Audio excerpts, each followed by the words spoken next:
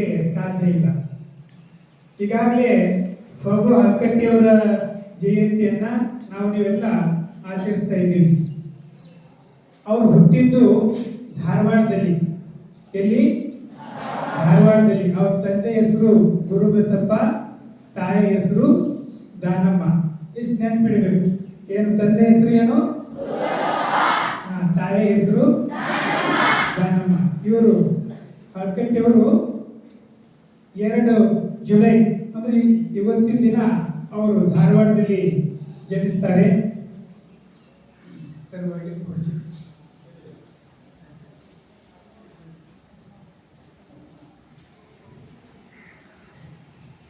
ಅವರು ವಿದ್ಯಾಭ್ಯಾಸ ಕೂಡ ಧಾರವಾಡದಲ್ಲೇ ನಡೀತು. ವಿದ್ಯಾಭ್ಯಾಸ ಮುಗಿದ ನಂತರ ಅವರು BA LLB ಅನ್ನ ಮುಗಿಸ್ತಾರೆ. ನಂತರ ಅವ್ರ ತಂದೆಯವರು ಶಿಕ್ಷಕರು ಇರ್ತಾರೆ, ಅವ್ರ ಸಾಹಿತಿಗಳು ಇರ್ತಾರೆ. ಸಣ್ಣ ಸಣ್ಣ ಪುಸ್ತಕಗಳನ್ನು ಬರೆದು ಮಕ್ಕಳಿಗೆಲ್ಲ ಕೊಡ್ತಕ್ಕಂಥ ಕಾರ್ಯ ಗುರುಬಸಪ್ಪ ಅವರು ಮಾಡ್ತಾ ಇರ್ತಾರೆ. ಹಾಗಾಗಿ ಹಲ್ಕಟ್ಟಿ ಅವರಿಗೆ ಸಣ್ಣ ವಯಸ್ಸಿನಿಂದನೂ ಓದುವುದು, ವಿದ್ಯಾಭ್ಯಾಸ ಮಾಡುವುದು ಬಹಳ ಆಸಕ್ತಿಯಿಂದ ಅವರು ಮಾಡ್ತಾ ಇರ್ತಾರೆ. ಅಂಥ ಸಂದರ್ಭದಲ್ಲಿ ಅವರು ಶಿಕ್ಷಣ ಪೂರ್ಣ ಆದ ನಂತರ ಅವರು ಧಾರವಾಡ ಅಂದ್ರೆ ಬಹಳ ಎಲ್ಲಲ್ಲಿ ವಿದ್ವತ್ ಜನರದು ಒಂದು ನಗರ. ಎಲ್ಲ ಒಬ್ಬರಿಗಿಂತ ಒಬ್ಬರು ವಿದ್ಯೆಯಲ್ಲಿ, ಜ್ಞಾನದಲ್ಲಿ ಶ್ರೀಮಂತರು. ನಮ್ಮ ನಾಡಿನ ಬಹುತೇಕ ಖ್ಯಾತ ಸಂಶೋಧಕರು, ಸಾಹಿತಿಗಳು, ಲೇಖಕರು, ಸಂಗೀತಗಾರರು, ಚಿತ್ರಕಲಾವಿದರು ಇವರು ಎಲ್ಲಿ ಇರ್ತಾರೆ ಅಂತ ಕೇಳಿದ್ರೆ ಧಾರವಾಡದಲ್ಲಿ ಹೆಚ್ಚಿಗೆ ಜನ ಇರ್ತಾರೆ. ಗಾದೆ ಮಾತಿನಲ್ಲಿ ಹಿಂಗೆ ಹೇಳ್ತಾರೆ. ಏನ್ ಹೇಳ್ತಾರೆ ಅಂದ್ರೆ, ಧಾರವಾಡದಲ್ಲಿ ನಿಂತು ಯಾವ ಒಂದು ಓಣಿಯಲ್ಲಿ ನಿಂತು ಈ ಒಂದು ಕಲ್ಲು ತಗೊಂಡು ಒಂದು ಮನೆ ಮೇಲೆ ಹೊಡೆದ್ರ ಅವು ಯಾವ್ದೋ ಒಬ್ಬ ಸಾಹಿತಿಗಳು, ಸಂಗೀತಗಾರ ಮನೆ ಮೇಲೆ ಹೋಗಿ ಬೀಳ್ತದಂತ. ನಮ್ಮ ಕರ್ನಾಟಕದ ಸಂಸ್ಕೃತಿಯಲ್ಲಿ ಧಾರವಾಡ. ಅಂತ ಸಂದರ್ಭದಲ್ಲಿ ಹಲ್ಕಟ್ಟಿ ಅವ್ರ ತಂದೆಯವರು ವಿಚಾರ ಮಾಡ್ತಾರ, ಇವರು ಸ್ವಲ್ಪ ವಿದ್ಯಾಭ್ಯಾಸದಲ್ಲಿ ಮತ್ತೇನಿರ್ತಾರೆ ಅಷ್ಟೊಂದು ಫಾಸ್ಟ್ ಇರಲ್ಲ. ಅವ್ರಂತಾರೆ, ಇಲ್ಲಿ ಬಹಳ ದೊಡ್ಡ ದೊಡ್ಡ ಎಲ್ಲ ಜನ ಹಾರ, ಎಲ್ಲೆಲ್ಲಿ ಮುಗಿಸಿದೆ, ಅದು ಇಲ್ಲಿ ನಿಂದು ವಕೀಲ ವೃತ್ತಿ, ನಿಂದು ವಕೀಲಿ ನಡೆಯೋದು ಇಲ್ಲಿ ಬಹಳ ಕಷ್ಟ. ಅದಕ್ಕಾಗಿ ವಿಜಯಪುರಕ್ಕೆ ಹೋದ್ರೆ ಅಲ್ಲಿ ನಿಂಗೆ ಚಲೋ ಅವಕಾಶ ಸಿಗ್ತದ ಅಂತ ತಿಳ್ಕೊಂಡು ಅವ್ರಿಗೆ ವಿಜಯಪುರಕ್ಕೆ ಕಳಿಸ್ತಾರೆ. ವಿಜಯಪುರಕ್ಕೆ ಬಂದ ನಂತರ ಹಲ್ಕಟ್ಟಿಯವರು ವಿಜಯಪುರಕ್ಕೆ ಬರದೆ ಒಂದು ಪರಿವರ್ತನೆಯ ಒಂದು ಕಾಲ ಅಂತ ನಾವು ಹೇಳ್ಬೋದು. ಅವರು ಅಲ್ಲಿ ಬಂದ ನಂತರ ಅವರು ತಮ್ಮ ವಕೀಲಿ ವೃತ್ತಿ ಮಾಡ್ತಾನೆ ಇಡೀ ಆ ಭಾಗದ ಸರ್ವಾಂಗೀಣ ಅಭಿವೃದ್ಧಿ ಮಾಡ್ತಕ್ಕಂಥ ಒಂದು ಯುಗ ಪುರುಷರು, ಆ ಭಾಗದ ಒಂದು ಅಭಿವೃದ್ಧಿಯ ಹರಿಕಾರ ಅಂದ್ರೆ ಫಗು ಹಲ್ಕಟ್ಟಿಯವರೇ. ಅವರು ವಚನ ಸಾಹಿತ್ಯಕ್ಕೆ ನೀಡಿರ್ತಕ್ಕಂಥ ಕೊಡುಗೆಗಾಗಿ ನೆನೆಸ್ಕೊತೀವಿ, ಅದನ್ನು ನಾವು ನೆನೆಸಲೇಬೇಕು. ಆದರೆ ಅದರ ಜೊತೆಗೆ ಶಿಕ್ಷಣ, ಸಾಹಿತ್ಯ, ಅರ್ಥಕಾರಣ, ರಾಜಕಾರಣ, ಸಾಂಸ್ಕೃತಿಕ ಒಂದು ಕ್ಷೇತ್ರದಲ್ಲಿ, ಧಾರ್ಮಿಕ ಕ್ಷೇತ್ರದಲ್ಲಿ ಕೂಡ ಅವರು ಬಹುದೊಡ್ಡ ಕೊಡುಗೆಯನ್ನ ಆ ಭಾಗದಲ್ಲಿ ಅವರು ನೀಡಿರ್ತಾರೆ. ವಿಶೇಷವಾಗಿ ನಮ್ಮ ಭಾಗ ಹಾಗೆ ಒಂದು ಮರಾಠಿ, ಉರ್ದು ಭಾಷೆಯಲ್ಲಿ ಒಂದು ದಬ್ಬಾಳಿಕೆ ಇತ್ತು. ಆ ಕಾಲದಲ್ಲಿ ಹಲ್ಕಟ್ಟಿ ಅವರು ಬಿಜಾಪುರ ಬಂದಿದ್ದಾಗ ಅಲ್ಲಿ ಮರಾಠಿ ಶಾಲೆಗಳೇ ಬಹಳ ಇತ್ತು, ಕನ್ನಡ ಶಾಲೆಗಳು 2 ಶಾಲೆಗಳು ಇತ್ತು. ಆದರೆ ಅಂಥ ಸಂದರ್ಭದಲ್ಲಿ ಅವರು 10 ವರ್ಷ ಕೆಲಸ ಮಾಡಿದ ನಂತರ ಮರಾಠಿ ಶಾಲೆಗಳ ಸಂಖ್ಯೆ 10 ಇದ್ದು 2ಕ್ಕೆ ಬಂತು, ಕನ್ನಡ ಶಾಲೆಗಳ ಸಂಖ್ಯೆ 20ರಷ್ಟು ಕನ್ನಡ ಶಾಲೆಗಳ ಸಂಖ್ಯೆ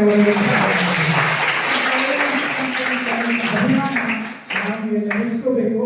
ಇದು ಮಾಡ್ತಾ ಮಾಡ್ತಾ ಅವರು ವಕೀಲ ವೃತ್ತಿ ಮಾಡ್ತಾನೆ ಅವರಿಗೆ ವಚನ ಸಾಹಿತ್ಯ ಅಂತಕ್ಕಂಥ ಒಂದು ನಿಧಿ ಅವ್ರ ಕಣ್ಣಿಗೆ ಬಿದ್ದ ನಂತರ ಅವರು ತಮ್ಮ ಸಂಪೂರ್ಣ ಆಯುಷ್ಯವನ್ನ ವಚನ ಸಾಹಿತ್ಯದ ಸಂಶೋಧನೆ, ಅದಕ್ಕಾಗಿ ಪ್ರಕಟಣೆ, ಗ್ರಂಥ ಸಂಪಾದನೆ, ಇದಕ್ಕಾಗಿನೇ ಅವರು ತಮ್ಮ ಇಡೀ ಜೀವನವನ್ನ ಸಮರ್ಪಣೆ ಮಾಡ್ತಾರೆ. ಇವತ್ತು ಅವ್ರ ಬಗ್ಗೆ ಹೇಳಬೇಕಂದ್ರೆ ಬಹಳಷ್ಟು ವಿಷಯಗಳವ. ಅವ್ರ ಚರಿತ್ರೆನೇ ನಮ್ಮ ಕನ್ನಡ ಸಾಹಿತ್ಯದ, ವಚನ ಸಾಹಿತ್ಯದ ಇಡೀ ಚರಿತ್ರೆಯನ್ನೇ ಬದಲಾವಣೆ ಮಾಡ್ತಕ್ಕಂಥ ಒಂದು ಸಾಮರ್ಥ್ಯ ಅವ್ರದೊಂದು ಕಾರ್ಯದಲ್ಲಿ ಇದ್ದಿರ್ತಕ್ಕಂಥ ನಾವು ಕಾಣ್ತೀವಿ.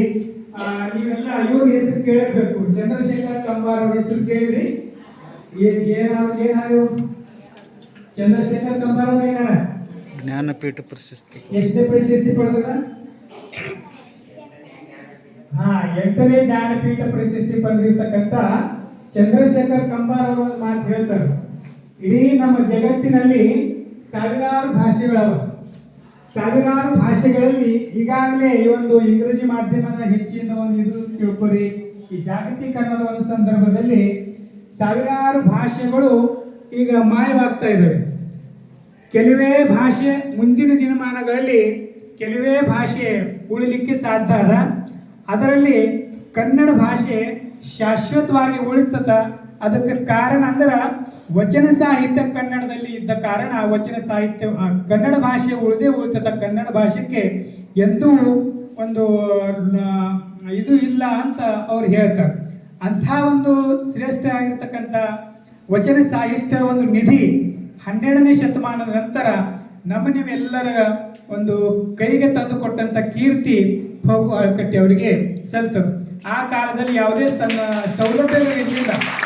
ಅವರು ಸೈಕಲವನ್ನು ತುಳಿದು ಮಠಗಳಲ್ಲಿ, ದೇವರ ಜಗಳಗಳಲ್ಲಿ, ಬೇರೆ ಬೇರೆ ಒಂದು ಭಾಗದಲ್ಲಿ ಇದ್ದಿರ್ತಕ್ಕಂಥ ವಚನ ತಾಡಲೆಗಳನ್ನು ಸಂಗ್ರಹ ಮಾಡಿ ಅವೆಲ್ಲವನ್ನು ಪರಿಷ್ಕರಣೆ ಮಾಡಿ ಅದು ಪುಸ್ತಕ ರೂಪದಾಗ ಪ್ರಕಟ ಮಾಡಬೇಕಂತ ತಿಳ್ಕೊಂಡು ಬಹಳ ದೊಡ್ಡ ಒಂದು ಸಂಘರ್ಷ ಅವರಿಗೆ ಮಾಡಬೇಕಾಯ್ತು. ಅಂಥ ಸಂದರ್ಭದಲ್ಲಿ ಅವರಿಗೆ ಆರ್ಥಿಕ ತೊಂದರೆಯನ್ನು ಉಂಟಾದಾಗ ಸ್ವಂತ ಮನೆಯನ್ನು ಮಾರಾಟ ಮಾಡಿ ವಚನ ಸಾಹಿತ್ಯ ಪ್ರಿಂಟಿಗಾಗಿ ಪ್ರಿಂಟಿಂಗ್ ಪ್ರೆಸ್ ತಗೊಂಡು ತಾವು ಕಿರಾಯಿ ಮನೆ ಅಂತ ಬಾಡಿಗೆ ಮನೆಯಲ್ಲಿ ಉಳಿದು ವಚನ ಸಾಹಿತ್ಯವನ್ನು ಪ್ರಿಂಟ್ ಮಾಡಿರ್ತಕ್ಕಂಥ ಒಂದು ನಿಸ್ವಾರ್ಥ ಸೇವೆ ಫಗು ಹಳಕಟ್ಟಿ ಅವರು ಸಲ್ಲಿಸಿರೋದು ನಾವೆಂದು ಮಾಡಲಿಕ್ಕೆ ಸಾಧ್ಯ ಇಲ್ಲ. ಅಂಥ ಒಂದು ದೊಡ್ಡ ಕೆಲಸ ಅವರು ಶಿವಾನುಭವ ಅಂತಕ್ಕಂಥ ಪತ್ರಿಕೆ ನಡೆಸ್ತಾರ. ಜೊತೆಗೆ ನವ ಕರ್ನಾಟಕ ಅಂತ ಪತ್ರಿಕೆ ನಡೆಸ್ತಾರ. ನಿನ್ನೆ ಪತ್ರಿಕೆ ದಿನಾಚರಣೆ ಆಯಿತು. ಅವರು ಮಾಡಿರ್ತಕ್ಕಂಥ ಪತ್ರಿಕೆ ಸೇವೆ ನೋಡಿದ್ರೆ ಇಡೀ ಕರ್ನಾಟಕದಲ್ಲಿನೇ ಸುಮಾರು 40 ವರ್ಷ ನಿರಂತರವಾಗಿ ಪತ್ರಿಕೆ ಸೇವೆಯನ್ನು ಸಲ್ಲಿಸ್ತಕ್ಕಂಥ ಕೀರ್ತಿ ಕೂಡ ನಮ್ಮ ಹಳಕಟ್ಟಿ ಅವರಿಗೆ ಸಲ್ತದ.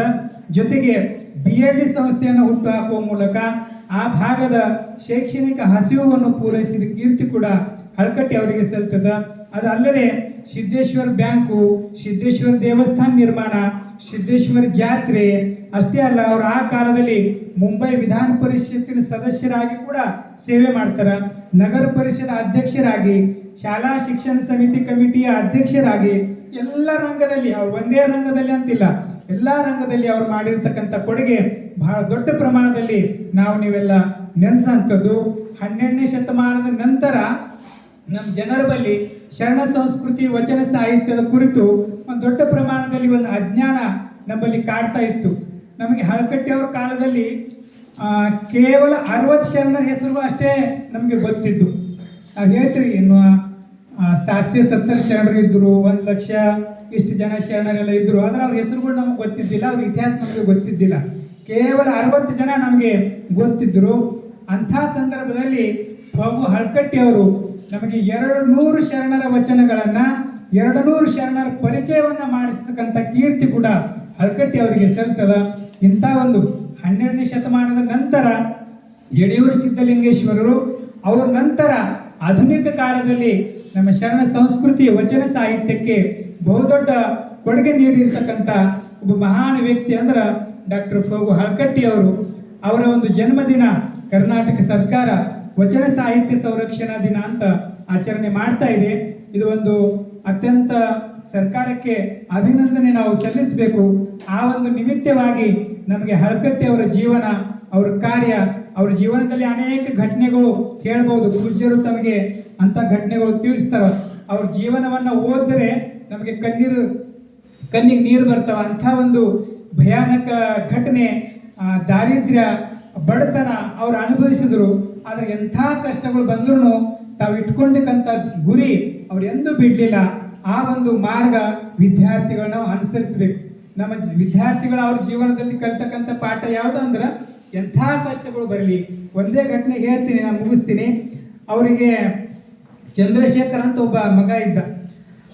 ಎಲ್ಲ ಶಿಕ್ಷಣ ಕಲಿತು ಭಾಳ ಬಡತನದಿಂದ ಅವ್ರು ಶಿಕ್ಷಣ ಕಲಿಸಿದ್ರು. ಅವ ದಿಲ್ಲಿಯಲ್ಲಿ ಒಂದು ದೊಡ್ಡ ನೌಕರಿ ಹುದ್ದೆ ಅವನಿಗೆ ದೊರೆತಿತ್ತು. ನೌಕರಿ ಹುದ್ದೆ ದೊರೆತ ತಕ್ಷಣ ಈಗ ನಮ್ಮ ಮನೆಗೆ ಆರ್ಥಿಕ ಸುಧಾರಣೆ ಆಯ್ತಂತ ತಿಳ್ಕೊಂಡು ಭಾಳ ಸಂತೋಷ ಪಟ್ಟಿದ್ರು ಅವರು. ಅಂಥ ಸಂದರ್ಭದಲ್ಲಿ ಅಚಾನಕವಾಗಿ ಒಂದು ಆಕ್ಸಿಡೆಂಟ್ದಲ್ಲಿ ಅವ್ರ ಮಗ ತೀರ್ಕೋತಾನೆ. ಯಾರು ಚಂದ್ರಶೇಖರ್ ಅಂತಕ್ಕಂಥ ಮಗ ಅವ ತೀರ್ಕೋತಾನೆ. ಅವಾಗ ಮೊಬೈಲು ಫೋನು ಟ್ವಿಟರು ಫೇಸ್ಬುಕ್ ಏನು ಇರಲಿಲ್ಲ. ಅವಾಗ ತಾರ್ ಇರ್ತಿದ್ದು, ಅದು ತಾರ್ ಟೆಲಿಗ್ರಾಮ್ ಅಂತಾರ. ಅದು ಬಂದು ಹಳಕಟ್ಟಿಯವರಿಗೆ ಗೊತ್ತಾಯ್ತದ. ಅವಾಗ ಅವ್ರ ಅಂತರ ಶಿವ ಕೊಟ್ಟಿರ್ತಕ್ಕಂಥ ಮಗ ಶಿವನೇ ಒಯ್ದ ಅಂತ ತಿಳ್ಕೊಂಡು ಕೆಲವೇ ಅವ್ರ ಸಂಸ್ಕಾರ ಎಲ್ಲ ಮುಗಿಸಿ ಮರುದಿನನೇ ವಚನ ಸಾಹಿತ್ಯ ಸಂಶೋಧನೆಯಲ್ಲಿ ಅವರು ತಮ್ಮ ಸೇವೆಯನ್ನ ಪ್ರಾರಂಭ ಮಾಡ್ತಾರೆ. ಅಂಥ ಸಂದರ್ಭದಲ್ಲಿ ಅನೇಕ ಜನ ಅವರಿಗೆ ಭೇಟಿಗೆ ಬರ್ತಾರ. ಆದರೆ ಭೇಟಿಗೆ ಬಂದಿರತಕ್ಕಂಥ ಮಠಾಧೀಶರ ಜೊತೆ, ಸಾಹಿತ್ಯಗಳ ಜೊತೆ, ಸಂಶೋಧಕರ ಜೊತೆ ಅವ್ರ ಮಗ ತೀರ್ಕೊಂಡಿನ ದುಃಖ ಹೇಳ್ಕೊಂಡಿಲ್ಲ. ನಾವು ವಚನ ಸಾಹಿತ್ಯ ಪ್ರಿಂಟ್ ಮಾಡ್ಲಕ್ಕ ನಿಮಗೆ ಏನಾದರೂ ಸಹಾಯ ಮಾಡ್ಲಕ್ಕಾದ್ರೂ ಸಹಾಯ ಮಾಡ್ಬೇಕಂತ ತಿಳ್ಕೊಂಡು ಅವ್ರು ಹೇಳಿರ್ತಕ್ಕಂಥ ಅನೇಕ ಘಟನೆಗಳು ನಮ್ಮ ಮುಂದೆ ಅವ. ಇದರಿಂದ ನೀವು ವಿಶೇಷವಾಗಿ ಕಲಿಬೇಕಾದ ಪಾಠ ಅಂದ್ರೆ ಅಂತಹ ಸಂದರ್ಭದಲ್ಲಿನೂ ಅವ್ರ ಒಂದು ಗುರಿ ಅವ್ರು ಬಿಟ್ಟಿಲ್ಲಲ್ಲ. ನೀವು ಕೂಡ ವಿದ್ಯಾರ್ಥಿ ಜೀವನದಲ್ಲಿ ಎಂಥ ಪ್ರಸಂಗ ಬರಲಿ, ಮನೆಯಲ್ಲಿ ಅನೇಕ ಸಮಸ್ಯೆಗಳು, ವ್ಯಕ್ತಿ ಅಂದ ನಂತರ ಎಲ್ಲ ಬಹಳಷ್ಟು ಸಮಸ್ಯೆಗಳು ಬರ್ತಾವೆ. ಎಂಥ ಸಮಸ್ಯೆಗಳು ಬಂದರೂ ನಾವು ನಿರ್ಧಾರ ಮಾಡಿರ್ತಕ್ಕಂಥ ಗುರಿ, ನಮ್ಮ ನಡೆಯುವ ಮಾರ್ಗವನ್ನು ನಾವು ಬದಲಾವಣೆ ಮಾಡ್ಕೋಬಾರ್ದು. ಅಂದಾಗಲೇ ನಮ್ಮ ಒಂದು ಜೀವನದಲ್ಲಿ ಯಾವುದಾದ್ರೂ ಒಂದು ದೊಡ್ಡ ಸಾಧನೆ ಮಾಡಲಿಕ್ಕೆ ಸಾಧ್ಯ ಅದ. ಅಂಥ ಒಂದು ಸಾಧನೆ ಅವರ ಜೀವನದಿಂದ ಪಾಠವಾಗಿ ಕಲಿತುಕೊಂಡರೆ ಹಳಕಟ್ಟಿಯವರ ಒಂದು ಜಯಂತಿ ಮಾಡಿರ್ತಕ್ಕಂಥ ಸಾರ್ಥಕ ಆಗ್ತದೆ ಅಂತ ತಿಳ್ಕೊಂಡು ಹೇಳಿ ಈ ಒಂದು ಅವಕಾಶ ನೀಡಿರ್ತಕ್ಕಂಥ ಪೂಜ್ಯರಿಗೂ ತಮ್ಮೆಲ್ಲರಿಗೂ ಭಕ್ತಿಯ ಶರಣಾರ್ಥಿಗಳು.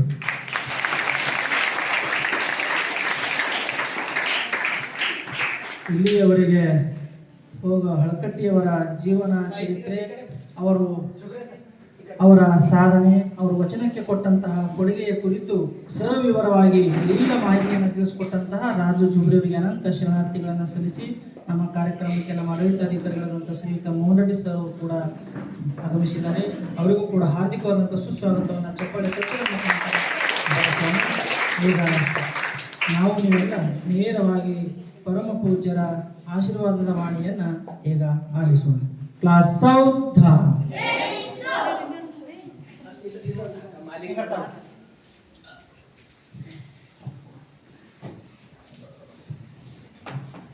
ಎಲ್ಲರಿಗೂ ನನ್ನ ಭಕ್ತಿಪೂರ್ವಕ ಶರಣಾರ್ಥಿ. ಆತ್ಮೀಯ ಪ್ರೀತಿಯ ವಿದ್ಯಾರ್ಥಿಗಳೇ, ನಾನು ಬೇರೆ ಕಡೆ ಸಮಯ ಕೊಟ್ಟಿದ್ದೆ. ಹೀಗಾಗಿ ಬಾಬು ಸರ್ ಅವರಿಗೆ ನೀವು ಮಾಡ್ಕೋರಿ ಅಂತಕ್ಕಂಥ ಮಾತು ಹೇಳಿದ್ದೆ.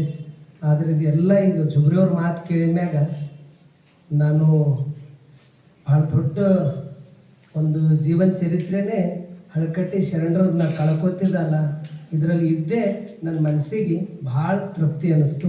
ಅದು ಮೋಹನ್ ರೆಡ್ಡಿ ಅವರಿಗೆ ಬೇರೆ ಹೋಗ್ತೀನಿ. ನಾನು ಮೊದಲೇ ಬಾಬು ಸರ್ರಿಗೆ ಹೇಳಿದ್ದೆ, ನಾ ಇರಲ್ಲ ನೀವು ಮಾಡ್ಕೋರಂತ ಹೇಳಿದ್ದೆ. ಆ ಸಲಕ್ಕೆ ನಿಮಗೆ ಮೊದಲು ಕೇಳಿದ್ದೀನಿ, ಅನೇಕ ಸರ್ತಿ ಕೇಳಿದ್ದೀನಿ. ಆದರೆ ಯಾವುದೇ ವಿಷಯಗಳಿರಲಿ ಅದು ಮೇಲೆ ನಾವು ಅದು ಮೆಲ್ಕು ಹಾಕೋತಿದ್ರೆ ಸ್ವಲ್ಪ ನಮ್ಮ ಮನಸ್ಸಿನಾಗಿಂದ ನಮ್ಮಲ್ಲಿ ಏನು ಇರ್ತದ ಅದೆಲ್ಲ ಧೂಳು ಜಾಡಿಸಿನಂಗೆ ಆಗ್ತದೆ. ನಿಜಕ್ಕೂ ಎಷ್ಟು ಜೀವನ ಅಂದ ಮ್ಯಾಗ ಎಲ್ಲನೇ ಇರೋದು. ನಾವಿದ್ದೀವಂದ್ರೆ ನಮಗದ, ನಿಮಗದ, ಎಲ್ಲರಿಗದ.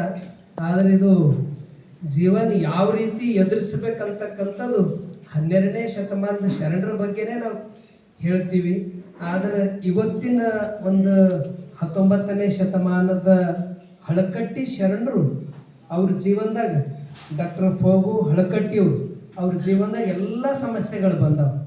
ಎಲ್ಲ ಬಂದರೂ ಮತ್ತು ಅದು ನಿರ್ಲಿಪ್ತತೆಯಿಂದ ಇದ್ದುಕೊಂಡು ಅದು ಸಾಧನೆ ಮಾಡ್ಯಾರಲ್ಲ. ನಿಜಕ್ಕೂ ಇದು ಎಲ್ಲಕ್ಕೂ ಆದರ್ಶ. ಮತ್ತು ಈ ರೀತಿ ಬಾಳಬೇಕು, ಬದುಕಬೇಕು. ಯಾಕಂದ್ರೆ ಒಬ್ಬ ಸಾಮಾನ್ಯ ವ್ಯಕ್ತಿಗಳು, ವಕೀಲರಿದ್ದವರು, ಅವ್ರ ಸಮಕಾಲೀನವರೆಲ್ಲ ಏನೇನೋ ಯಾವ್ಯಾವ ಸ್ಥಾನಕ್ಕೆ ಹೋದರು, ಏನೇನೋ ಮಾಡಿದ್ರು. ಆದರೆ ಅವ್ರಿಗೆ ಇಟ್ಟಂಥ ಗುರಿ, ಯಾಕಂದ್ರೆ ಒಂದು ಗುರಿ ಮುಟ್ಟಬೇಕಾದ್ರೆ 1000 ನಮ್ಮನ್ನ ಸಮಸ್ಯೆಗಳು ಬರ್ತಾವೆ.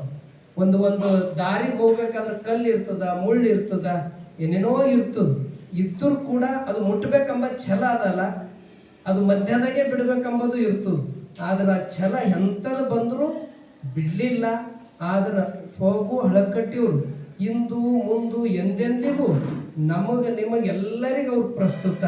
ಕಾರಣ ಅಂದ್ರೆ ವಚನ ಸಾಹಿತ್ಯ 12ನೇ ಶತಮಾನ ಶರಣರೆಲ್ಲ ಏನು ವಚನಗಳು ನಮಗೆ ಕೊಟ್ಟಾರ, ಅದು ಎಲ್ಲೋ ಒಂದು ಕಡೆ ಮರಿ ಆಗ್ತಿತ್ತು. ಇವತ್ತು ನಮಗೆಲ್ಲ ಮತ್ತು ಬಸವಣ್ಣವ್ರ ದರ್ಶನ, ಬಸವಣ್ಣವ್ರ ವಿಚಾರಗಳು ನಮ್ಮ ಎಲ್ಲರಿಗೆ ಕೈದಾಗ ಸೇರ್ಯಾವಂದ್ರ ಅದಕ್ಕೆ ಮೂಲ ಕಾರಣೀಕರ್ತರೆ ವಚನ ಪಿತ ಡಾಕ್ಟರ್ ಫಗು ಹಳಕಟ್ಟಿ. ಅವ್ರಿಗೆ ನಮಗೆಲ್ಲ ಬರುತ್ತೆ.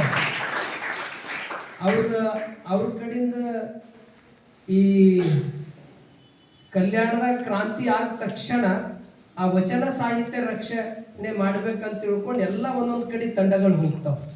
ಈ ಕಡೆ ಸೋಲಾಪುರಕ್ಕೆ ಶಿವಯೋಗಿ ಸಿದ್ದರಾಮೇಶ್ವರ ಹೋಗ್ತಾರ, ಆ ಕಡೆ ಉಳ್ವಿ ಕಡೆ ಚನ್ನಬಸವಣ್ಣವ್ರು ಹೋಗ್ತಾರ. ಹಿಂಗೆಲ್ಲ ತಂಡಗಳು ಮಾಡ್ಕೊಂಡು ಹೋಗ್ತಾರ.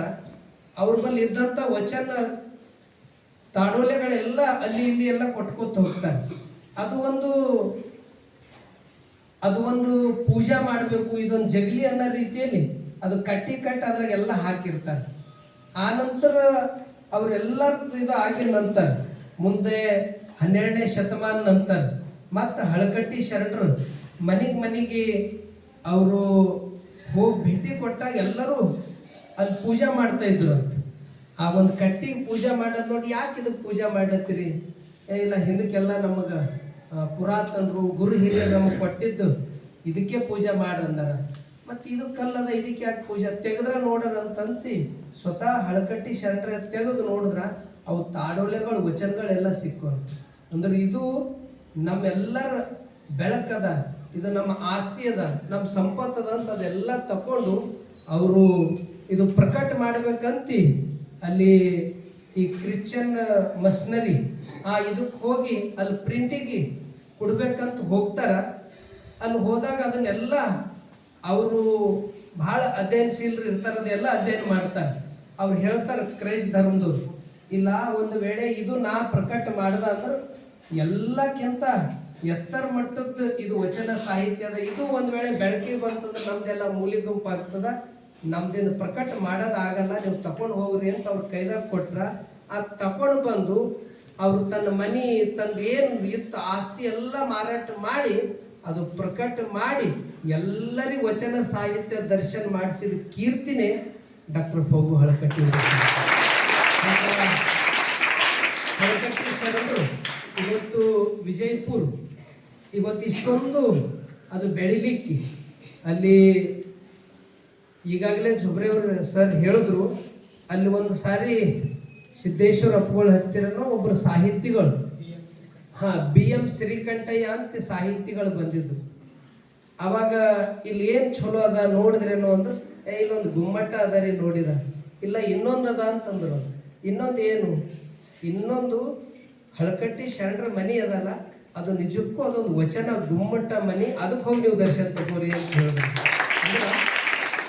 ಅದು ವಿಜಯಪುರಕ್ಕೆ ಹೋದವ್ರು ಎಲ್ಲರೂ ದರ್ಶನ ಪಡೋದು ಎಲ್ಲಿ ಅಂದ್ರೆ ಹಳಕಟ್ಟಿ ಶರಣರಿಗೆ ಅವ್ರು ಎಲ್ಲಿ ಇದ್ರು ಆ ಜಾಗಕ್ಕೆ ದರ್ಶನ ತಗೋತಾರ. ಅಂತ ಹಳಕಟ್ಟಿ ಶರಣರು ಇವತ್ತು ವಿಜಯಪುರ ಅದು ಒಂದು ಅಷ್ಟು ಪ್ರಗತಿ ಆಗಲಿ, ಅದು ಶೈಕ್ಷಣಿಕವಾಗಿ, ಸಾಮಾಜಿಕವಾಗಿ, ಧಾರ್ಮಿಕವಾಗಿ ಎಲ್ಲ ರಂಗದಲ್ಲಿ ಅಲ್ಲಿ BLD ಸಂಸ್ಥೆ ಅಂತಿ ಅದು ಸ್ಥಾಪನೆ ಮಾಡಿದವರೇ ಹಳಕಟ್ಟಿ ಶರಣರು. ಇವತ್ತು ಆ ಒಂದು ಶಿಕ್ಷಣ ಸಂಸ್ಥೆಯಲ್ಲಿ ಎಷ್ಟೋ ಜನ ಎಲ್ಲ ಕ್ಷೇತ್ರದವರು ಓದ್ತಾರೆ. ಅದು MBBS ಇರ್ಬೋದು, ಅದು ಬೇರೆ ಎಲ್ಲ ಕೋರ್ಸ್ಗಳು BLD ಶಿಕ್ಷಣ ಸಂಸ್ಥೆದಾಗವ. ಅಂಥ ಹಳಕಟ್ಟಿ ಶರಣರ ಕೊಡುಗೆ ಅಪಾರದ. ಅಂಥವರು ನಿಜಕ್ಕೂ 12ನೇ ಶತಮಾನದ ಶರಣರ ಬಗ್ಗೆ ನಾವು ಕೇಳಿದ್ದೀವಿ, ಆದರೆ ಅದನ್ನು ಜೀವಂತಿಕೆ ಇಟ್ಟು ಎಲ್ಲರಿಗೂ ದರ್ಶನ ಮಾಡಿಸಿದ ಶ್ರೇಷ್ಠೆ ಅದು ವಚನ ಪಿತ ಡಾಕ್ಟರ್ ಫಗು ಹಳಕಟ್ಟಿಯವರು. ಅವರು ರಾಜಕೀಯವಾಗಿಯೂ ಬಾಂಬೆ ಒಂದು ಇದರಲ್ಲಿ ವಿಧಾನ ಪರಿಷತ್ ಸದಸ್ಯರಾಗಿದ್ದರು. ಸಮಾಚಾರ ಅಂತ ತಿಳ್ಕೊಂಡು ಒಂದು ಪತ್ರಿಕೆ ಕೂಡ ನವ ಕರ್ನಾಟಕ ಶಿವಾನುಭವ ಅಂತಕ್ಕಂಥ ಪತ್ರಿಕೆ ಕೂಡ ಅವರು ತಂದಿದ್ರು. ಅವರೆಲ್ಲ ಕ್ಷೇತ್ರದಲ್ಲಿ ಸೇವೆ ಮಾಡ್ಯಾರ. ಮತ್ತು ಜೀವನದಾಗ ಸಮಸ್ಯೆಗಳು ಸಾವಿರ ನಮ್ನ ಇರ್ತಾವೆ.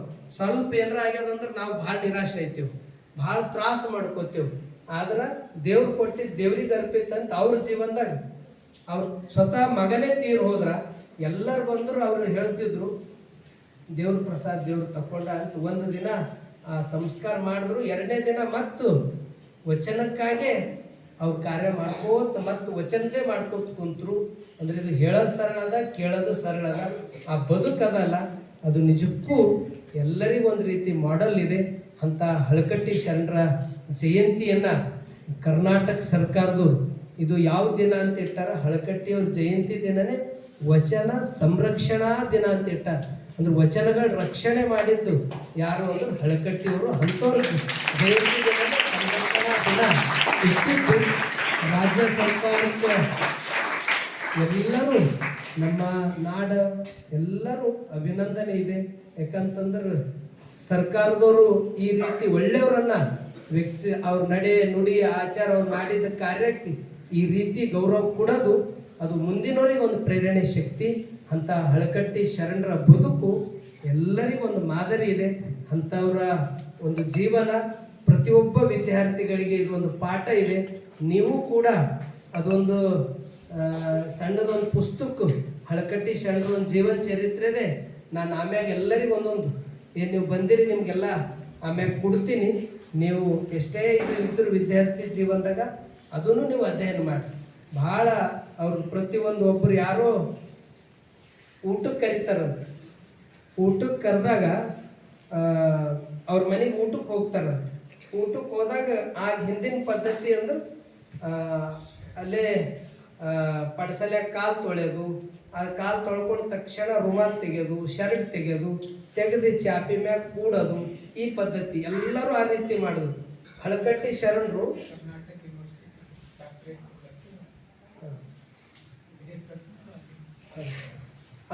ಆ ಒಂದು ಅಲ್ಲಿ ಕಾಲೆಲ್ಲ ತಳ್ಕೊಂಡು ಊಟಕ್ಕೆ ಕುಂತರಂತ. ಊಟಕ್ಕೆ ಕುಂತಾಗ ಅಲ್ಲಿ ಎಲ್ಲರೂ ಶರ್ಟ್ ತೆಗಿತಾರೆ. ಎಲ್ಲರಂತಾರೆ ನೀವು ಶರ್ಟ್ ತೆಗೀರಿ ಅಂತ. ಅವಾಗ ಒಳಗೆಲ್ಲ ಹರಿದಿದ್ದೇ ಇರ್ತದೆ. ಅಂದ್ರೆ ಅದು ಯಾಕೆ ತೆಗಿಯಲ್ಲ ಅಂದ್ರೆ ನಂದೆಲ್ಲ ಹರಿದಿದ್ದು ಕಾಣಬಾರ್ದು ಅನ್ನೋ ಸಲಕ್ಕೆ ಅವರು ಆ ಕೋರ್ಟ್ ತೆಗಿಲಿಲ್ಲ ಅಂತ ಅವರು ಅದು ಒಂದು ಡಾಕ್ಟ್ರೇಟ್ ತಕೊಂಬಾಗ ಈ ವಿಷಯನ ಪ್ರಸ್ತಾಪ ಮಾಡ್ತಾರೆ. ಇದು ಎಷ್ಟು ಪರಿಣಾಮಕಾರಿ ಅದ ಅಂದ್ರೆ ನಾವು ಸ್ವಲ್ಪ ಏನರ ಅಂದ್ರೆ ಏನೇನೋ ಇದು ಮಾಡ್ಕೋತೀವಿ, ಆದ್ರೆ ಇಡೀ ಅವ್ರ ಜೀವನನೇ ವಚನ ಸಾಹಿತ್ಯಕ್ಕೆ ಸಮರ್ಪಣೆ ಮಾಡಿದವ್ರು. ಉಟ್ಕೊಳಕ್ ಅಂಗಿ ಕೂಡ ಅವ್ರಿಗೆ ಇರಲಿಲ್ಲ ಅಂತ ಅದೇ ಒಂದೇ ಕೋರ್ಟನ್ನು ಹಾಕೊಂಡು ಅವ್ರ ಜೀವನವನ್ನು ಗೈದವರು. ಅಂಥ ವಚನ ರಕ್ಷಕರು, ವಚನದ ಒಂದು ಬೆಳಕೆ ಹಳಕಟ್ಟಿ ಶರಣರು ಎಲ್ಲರಿಗೂ ದರ್ಶನ ಮಾಡಿಸಿದ್ದಾರೆ. ಇವತ್ತು ಅವ್ರು ಮಾಡಿಸಿದ ಸಲುವಾಗಿ ಇಡೀ ಜಗತ್ತೇ ಕರ್ನಾಟಕದ ಕಡೆ ಅದು ಬಸವಣ್ಣವ್ರ ಕಡೆ ನೋಡಲಿಕ್ಕೆ ಮೂಲ ಸೂತ್ರಧಾರಿ ಅಂದರೆ ಅದು ವಚನ ಪಿತ ಡಾಕ್ಟರ್ ಫಗು ಹಳಕಟ್ಟಿಯವರು. ಅಂಥ ಹಳಕಟ್ಟಿಯವರ ಜಯಂತಿ ನಮ್ಮ ಜೀವನದಾಗ ಅದು ಸಾರ್ಥಕ ಜಯಂತಿ ಆಗ್ಬೇಕಾದ್ರೆ ನಾವು ಕೂಡ ನನಗಂದ್ರೆ ನನಗೂ ಅಂಥವು ಇರ್ತಾವ ಅದಾವ, ನಾನು ಸರಿ ಮಾಡ್ಕೋಬೇಕು. ಎಲ್ಲರ ಜೀವನದಾಗ ಇರ್ತಾವ ಎಲ್ಲ ಇಂಥವ್ರ ಒಂದು ಜೀವನ ಚರಿತ್ರೆ ಎದುರು ಇಟ್ಕೊಂಡು ಅವ್ರು ಬಾಳಿದ ಬದುಕಿದ್ದು ಇಟ್ಕೊಂಡು ನಮ್ಮಲ್ಲಿ ನಾವು ಸರಿಪಡಿಸ್ಕೊಳ್ಬೇಕು ಅಂತಕ್ಕಂಥ ಮಾತನ್ನು ತಿಳಿಸಿ ಮತ್ತೊಮ್ಮೆ ಈ ಹಳಕಟ್ಟಿಯವರ ಜಯಂತಿಗೆ ಇವತ್ತು ಇಡೀ ರಾಜ್ಯ ತುಂಬ ಮಾಡ್ತಾ ಇದ್ದಾರೆ. ಇಡೀ ಎಲ್ಲ ಶಾಲೆ ಕಾಲೇಜುಗಳಲ್ಲಿ ಎಲ್ಲ ಕಚೇರಿಗಳಲ್ಲಿ ಇದು ಹಳಕಟ್ಟಿಯವ್ರ ಜಯಂತಿ ನಡೀತಾ ಇದೆ. ಹಳಕಟ್ಟಿಯವರೇ ಎಲ್ಲರಿಗೆ ಮಾದರಿ ಇದ್ದಾರೆ. ಹಳಕಟ್ಟಿಯವ್ರ ಬದುಕೇ ಒಂದು ಎಲ್ಲರಿಗೂ ಆದರ್ಶ. ಎಂಥ ಮನುಷ್ಯಗೂ ಸರಳ ವಿನಯ, ಈ ಒಂದು ಸಾತ್ವಿಕತೆ, ದೊಡ್ಡವ್ರ ಮೇಲೆ ಇಂಥವೇ ಜಾಸ್ತಿ. ಬಸವಣ್ಣವರು ಅವ್ರ ಬದುಕು ಯಾರೋ ಶರಣು ಅಂದ್ರೆ ಅವ್ರು ಶರಣಾರ್ಥಿ ಅಂದರು. ಗಾಂಧೀಜಿಯವರು ಒಂದು ಕೆನ್ನೆಗೆ ಹೊಡೆದ್ರೆ ಇನ್ನೊಂದು ಕೆನ್ನೆಗೆ ಹೊಡ್ರಿ ಅಂದರು. ಹಿಂಗೆ ಅವ್ರು ಎಷ್ಟೆಲ್ಲ ಸಾಧಾರಣ ಅವ್ರ ಬದುಕು. ಅದರಲ್ಲಿ ಹಳಕಟ್ಟಿ ಶರಣರು ಅದೇ ಒಂದು ಇದರಲ್ಲಿ ಬಾಳಿ ಬದುಕಿದವರು. ಅಂಥ ಹಳಕಟ್ಟಿಯವ್ರ ಜಯಂತಿಗೆ ಇವತ್ತು ವಿಶೇಷವಾಗಿ ತುಮಕೂರದಿಂದ ಪ್ರಶಾಂತ್ ಅವ್ರು ಬಂದಿದ್ದಾರೆ. ಇವತ್ತು ನಮ್ಮ ಗುರುಕುಲದಾಗ ಇಷ್ಟೆಲ್ಲ ಬಸ್, ನೂರಾರು ಬಸ್ ಕಾಣತ್ತವಂದ್ರೆ ಅದಕ್ಕೆಲ್ಲ ಕಾರಣೀಕರ್ತರು ಅಪ್ಪೋರ್ದೇನು ಇಚ್ಛೆ ಅದನೋ ಅಪ್ಪೋರಿಗೊಂದು ಪೂರ್ತಿ ಯಾವುದು ಯಾವ ಸಮಯಕ್ಕೆ ಹೇಳ್ತಾರ ಅಷ್ಟೆಲ್ಲ ಬಸ್ಸನ್ನು ಅಲ್ಲೆಲ್ಲ ಹುಡುಕ್ಯಾಡಿ ಅದನ್ನು ಪತ್ತೆ ಹಚ್ಚಿ ಒಳ್ಳೆ ಬಸ್ಸನ್ನು ನಮಗೆ ಕೊಡಿಸೋರು ಯಾರು ಅಂದರೆ ಪ್ರಶಾಂತ್ ಅವರು ವಿಶೇಷವಾಗಿ ಯಾವ ರೀತಿ ಸ್ವಾಮಿಗಳು ಹೆಂಗೆ ಪೂಜೆ ಮಾಡ್ತಾರಲ್ಲ ಅಷ್ಟು ಒಂದೊಂದು ತಾಸು ಅವರು ಪೂಜೆ ಮಾಡ್ಕೋತಾರ. ಭಾಳ ದೈವಿ ಭಕ್ತರಿದ್ದಾರೆ. ಅವ್ರ ಬಳಿ ಹೆಚ್ಚಿಂದ ಗುರುಗಳೇ ಅವ್ರಿಗೆ ಹೆಚ್ಚು ಸಂಪರ್ಕ ಮಾಡ್ತಾರೆ. ಇಡೀ ರಾಜ್ಯದ ತುಮಕೂರು ಸಿದ್ಧಗಂಗೆ ಗುರುಗಳು ಇರ್ಬೋದು, ನಮ್ಮ ಅಪ್ಪವ್ರು ಇರ್ಬೋದು, ಇನ್ನೂ ಅನೇಕ ಪೂಜ್ಯರು ಅವ್ರ ಸಂಪರ್ಕದಾಗಿದ್ದಾರೆ. ಇವತ್ತು ನೋಡ್ರಿ ಅವ್ರು ಬಂದ ತಕ್ಷಣ ನೇರವಾಗಿ ಅವರು ಬೆಳಗ್ಗೆ ಅಲ್ಲಿದ್ದು ರಾತ್ರಿ ಬೆಳಗ್ಗೆ ಬಿಟ್ಟಿದ್ದಾರೆ, ನೇರವಾಗಿ ಪೂಜಾ ಸಂದರ್ಭದಾಗೆ ಬಂದರು. ಅಂದ್ರೆ ಅಷ್ಟು ಅವ್ರ ಬಲ್ಲಿ ಭಕ್ತಿ ಶ್ರದ್ಧೆ ಪ್ರಶಾಂತ್ ಅವ್ರದ್ದಿದೆ. ಯಾಕಂದ್ರೆ ಇವೆಲ್ಲ ಮಷಿನರಿ ಇವು ಟೆಕ್ನಾಲಜಿ ಯಾರಿಗೂ ಗೊತ್ತಾಗಂಗಿಲ್ಲ, ಅವರಿಗೆ ಯಾರಿಗಾದ್ರೂ ಜ್ಞಾನ ಇರ್ತದೆ ಅವರಿಗೆ ಗೊತ್ತಿರ್ತದೆ. ಇದ್ರಾಗ ಬಹಳಷ್ಟು ಒಂದು ರೀತಿ ನಮಗೆ ಧೋಕಾ ಮಾಡೋರು ಇರ್ತಾರೆ. ಆದ್ರೆ ಯಾವುದೇ ರೀತಿಯ ಒಂದು ಸಣ್ಣ ಧೋಕಾ ಮಾಡಂದಂಗೆ ಒಳ್ಳೆ ಬಸ್ಸನ್ನು ಕೊಡೋರು ಯಾರು ಅಂದರೆ ನಮ್ಮ ಪ್ರಶಾಂತ್ ಸರ್ ಅವರು. ಅಂಥವ್ರು ಇವತ್ತು ಅವ್ರ ಜೊತೆ ನಾಲ್ಕು ಮಹನೀಯರೆಲ್ಲ ಬಂದಿದ್ದಾರೆ. ಅವರೆಲ್ಲರಿಗೂ ಮತ್ತೊಮ್ಮೆ ಈ ಒಂದು ಹಳಕಟ್ಟಿಯವರು ಸರಿಯಾಗಿ ದರ್ಶನ ಮಾಡಿಸಿರ್ತಕ್ಕಂಥ ನಮ್ಮ ರಾಜು ಜುಗ್ರೆ ಸರ್ ಅವರಿಗೂ ಮತ್ತು ಆಡಳಿತಾಧಿಕಾರಿಗಳಾಗಿರ್ತಕ್ಕಂಥ ಮೋಹನ್ ರೆಡ್ಡಿ ಅಣ್ಣವರಿಗೂ, ಇಲ್ಲೆಲ್ಲ ಮುಖ್ಯಸ್ಥರಿಗೂ ಶಿಕ್ಷಕರಿಗೂ ಎಲ್ಲ ನನ್ನ ಪ್ರೀತಿಯ ವಿದ್ಯಾರ್ಥಿನಿಯರಿಗೂ ಭಕ್ತಿಪೂರ್ವಕ ಶರಣಾರ್ಥಿಗಳನ್ನು ಸಲ್ಲಿಸಿ ನನ್ನ ಮಾತಿಗೆ ವಿರಾಮ ಕೊಡ್ತೀನಿ. ಶರಣು ಶರಣಾರ್ಥಿ.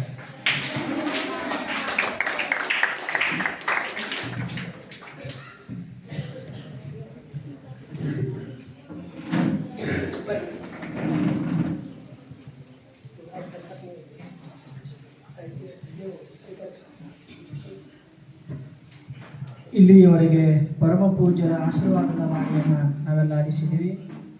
ಹೋಗು ಹಳಕಟ್ಟಿಯವರ ಜೀವನ ಚರಿತ್ರೆ, ಅವರು ಎಷ್ಟು ಅವರ ಮೈ ಒಳಗಡೆ ಇರ್ತಕ್ಕಂಥ ಶರ್ಟ್ ಯಾವ ರೀತಿ ಹರಿತು ಅನ್ನುವಂತಹ ಒಂದು ಕಥೆಯನ್ನು ಹೇಳೋದ್ರ ಮುಖಾಂತರ ನಮ್ಮೆಲ್ಲರಿಗೂ ಕಣ್ಣೀರಿನ ಯಾವ ರೀತಿ ಕಣ್ಣೀರು ಬಂತು ಅನ್ನುವಂಥದ್ದನ್ನು ಸ್ವತಃ ಪರಮ ಪೂಜ್ಯರ ನಿದರ್ಶನವಾಗಿಟ್ಟು ನಮಗೆಲ್ಲರಿಗೂ ಆಶೀರ್ವಾದದ ವಾಣಿಯನ್ನು ಪರಮ ಪೂಜ್ಯರು ಹೇಳಿದ್ದಕ್ಕಾಗಿ ನಮ್ಮೆಲ್ಲರ ಪರವಾಗಿ ಪೂಜ್ಯರಿಗೆ ಅನಂತ ಶರಣಾರ್ಥಿಗಳನ್ನು ಚಪ್ಪಾಳೆ ತಟ್ಟೋದ್ರ ಮುಖಾಂತರ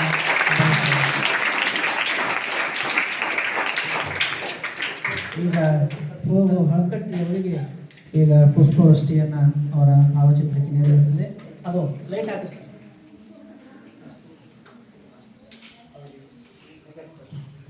ಓಂ ಶ್ರೀ ಗುರು ಬಸವಲಿಂಗಾಯ ನಮಃ.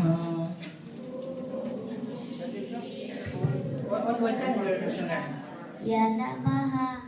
ಓಂ ತಂದೆ ನೀನು ತಾಯಿ ನೀನು, ತಂದೆ ನೀನು ತಾಯಿ ನೀನು, ಬಂಧು ನೀನು ಬಳಗ ನೀನು, ಬಂಧು ನೀನು ಬಳಗ ನೀನು, ತಂದೆ ನೀನು ತಾಯಿ ನೀನು, ತಂದೆ ನೀನು ತಾಯಿ ನೀನು, ನೀನಲ್ಲದೆ ಮತ್ತಾರು ಇಲ್ಲ, ನೀನಲ್ಲದೆ ಮತ್ತಾರು ಇಲ್ಲ, ಹಾಲಲ್ಲದ್ದು ನೀರಲ್ಲದ್ದು, ಹಾಲಲ್ಲದ್ದು ನೀರಲ್ಲದ್ದು, ಕೂಡಲ ಸಂಗಮ ದೇವಾ, ಕೂಡಲ ಸಂಗಮ ದೇವಾ, ನಿಮ್ಮ ಧರ್ಮ ನಿಮ್ಮ ಧರ್ಮ ನಿಮ್ಮ ನಿಮ್ಮ ಧರ್ಮ, ತಂದೆ ನೀನು ತಾಯಿ ನೀನು, ತಂದೆ ನೀನು ತಾಯಿ ನೀನು. ಜಗಜ್ಯೋತಿ ಬಸವಣ್ಣನವರಿಗೆ, ಬಸವಾದಿ ಶಿವಶರಣರಿಗೆ, ಡಾಕ್ಟರ್ ಫೋಗು ಹಳಕಟ್ಟಿಯವರಿಗೆ, ಗುರು ಡಾಕ್ಟರ್ ಚನ್ನಬಸವ ಪಟ್ಟದ್ದೇವರಿಗೆ ಶರಣು ಶರಣಾರ್ಥಿ.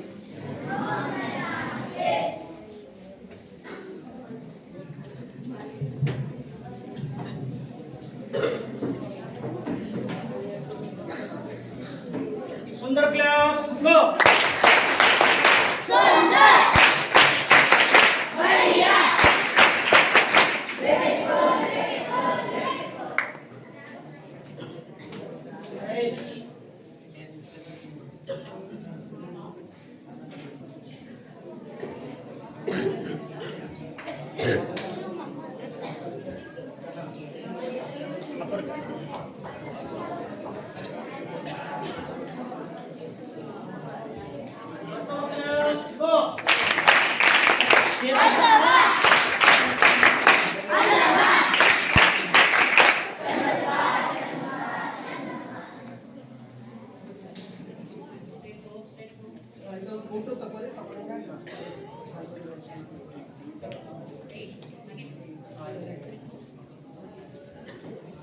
ಮತ್ತೊಂದ್ಸಲ ಸುಂದರ್ ಕ್ಲಾಪ್ಸ್ ಗೋ.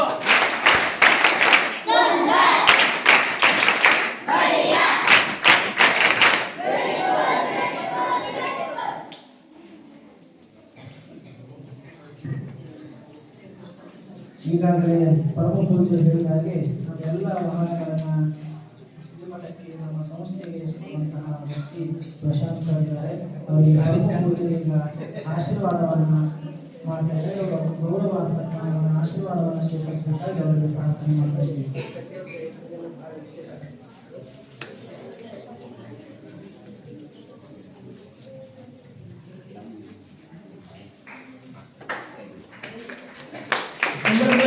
Go.